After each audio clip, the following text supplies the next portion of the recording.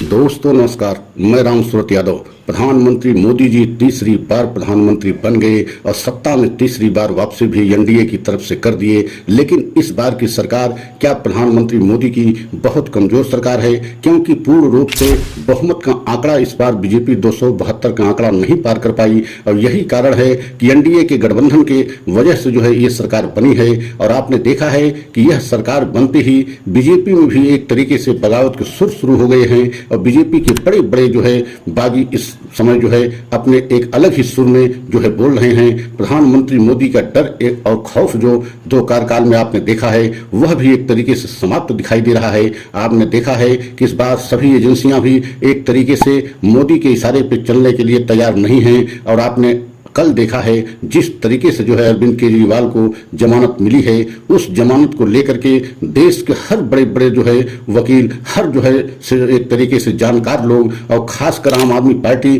तो बिल्कुल कभी कल्पना नहीं किया था कि अरविंद केजरीवाल की जो है जमानत राउत एवेन्यू कोर्ट से हो जाएगी। आप सोच नहीं सकते हैं कि अभी तक राउत एवेन्यू कोर्ट से खासकर ईडी जिसमें एकदम प्रबल विरोध कर रही हो, उसमें किसी को जो है जमानत मिल जाए, ऐसा हुआ नहीं। लेकिन कल आपने देखा है कि अरविंद केजरीवाल की जमानत राउत एवेन्यू कोर्ट से हुई है। अब एकदम बहुत जोरदार जो है ईडी की तरफ से विरोध किया गया। ईडी के वकीलों ने एकदम जमकर विरोध किया कि किसी भी कीमत पर उनको जमानत न दिया जाए। लेकिन इसके बावजूद राउत एवेन्यू कोर्ट से अरविंद केजरीवाल को जमानत मिल गई। तो आप सोच सकते हैं कि पूरे देश में क्या माहौल बदल रहा है, क्योंकि इस बार विपक्ष इतना मजबूत है कि विपक्ष की वजह से जो है मोदी सरकार एकदम जो है बैकफुट पे है। और कहा यह जा रहा है कि ये सरकार बहुत दिन चलने वाली नहीं है। और राहुल गांधी जिस तरीके से हमला कर रहे हैं उससे तो ऐसा प्रतीत हो रहा है कि ये सरकार 2-4 महीने की मेहमान हो सकती है। तो आज हम इसी पर बहुत बड़ा खुलासा करेंगे। लेकिन आप लोगों से निवेदन है कि अगर आप हमारे चैनल पर पहली बार हैं तो चैनल को लाइक सब्सक्राइब कर लें, वीडियो में अंत तक बने रहें, पूरा सच आपको समझ में आ जाएगा। सबसे पहले हम अरविंद केजरीवाल के विषय में बताना चाहते हैं कि आप जानते हैं कि अरविंद केजरीवाल को जब 4 महीने पहले जेल भेजा गया, मतलब इसके पहले जब 3 महीने पहले जेल भेजा गया, तो उस समय जो है राउत एवेन्यू कोर्ट के से जो है उनको जेल भेजा गया। और उसके लिए आपने देखा भी है कि बहुत उस समय जो है एक तरीके से उनके ऊपर हमला किया गया कि बहुत बड़ा घोटाला किए हैं और ये बहुत बड़े घोटालेबाज हैं, घोटाले के एक तरीके से मुखिया हैं। ये बीजेपी साबित करने में जो है उनको लगी रही और इसमें बीजेपी कहीं हद तक सफल भी रही, क्योंकि आपने देखा है कि दिल्ली के 7 सीटों में 7 सीटों पर जो है बीजेपी ने जो है जीत दर्ज की है। और आपने देखा भी है कि अरविंद केजरीवाल को जो है 21-22 दिन की जो एक तरीके से चुनाव प्रचार करने के लिए मोहलत मिली थी, वह मोहलत भी राउत एवेन्यू कोर्ट से नहीं, हाई कोर्ट से नहीं, बल्कि सुप्रीम कोर्ट से मिली थी। और सुप्रीम कोर्ट ने भी बहुत सारी शर्तें लगा करके उनको 21-22 दिन जो है चुनाव प्रचार करने के एक तरीके से अंतरिम जमानत दी थी। लेकिन मुख्यमंत्री पद को एक तरीके से छीन लिया था कि आप जो है चुनाव प्रचार तो करेंगे लेकिन मुख्यमंत्री कार्यालय में आप नहीं बैठेंगे, मुख्यमंत्री के किसी कार्य को नहीं करेंगे। तो आप समझ सकते हैं कि अब जब जो है सरकार जो है प्रधानमंत्री मोदी की तीसरी बार बन गई है, लेकिन यह सरकार कितनी कमजोर है इसी से साबित होता है कि क्या पूरे देश के माहौल बदल रहा है, क्या देश की सभी एजेंसियां अब एक तरीके से प्रधानमंत्री मोदी के इशारे पर चलने के लिए तैयार नहीं है।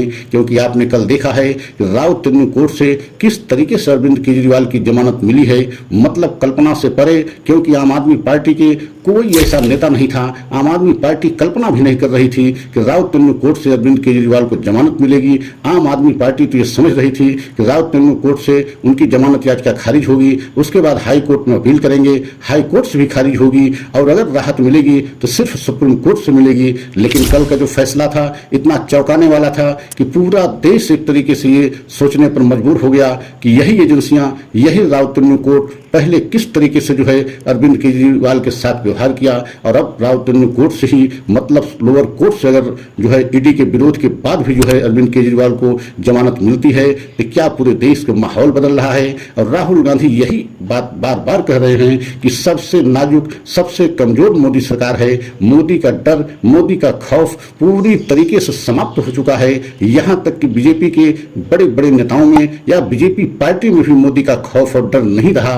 और यही कारण है कि बीजेपी के बहुत सारे नेता एक अपने पार्टी के दूसरे नेता पर ऐसा आरोप प्रत्यारोप लगा रहे हैं कि इन्हीं की वजह से जो है हार हुई है। बीजेपी में एक तरीके से बहुत ही आरोप प्रत्यारोप आपस में ही नेता इस समय कर रहे हैं, एक दूसरे के ऊपर लगा रहे हैं। तो इसका क्या मतलब है कि पूरी बीजेपी से एक तरीके से मोदी की पकड़ एकदम समाप्त होती जा रही है।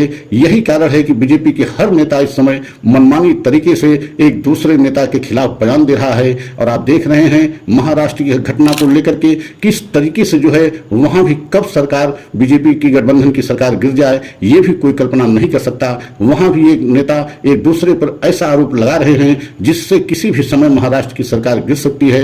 लेकिन सबसे बड़ी बात यह है कि राहुल गांधी जिस तरीके से आरोप लगा रहे हैं कि पूरे देश के माहौल इस समय बदल रहा है और ये सरकार बहुत दिनों की सरकार नहीं है, क्योंकि बीजेपी के बड़े बड़े नेता बहुत ऐसे बड़े बड़े सांसद एकदम बागी होने के लिए तैयार हैं। सदन जो है शुरू होने वाला 24 जो है जून से सदन शुरू होगा और 26 जून को लोकसभा स्पीकर का चुनाव होगा और उसके बाद इसी जो है सत्र में बहुमत भी जो है एक तरीके से साबित करना है।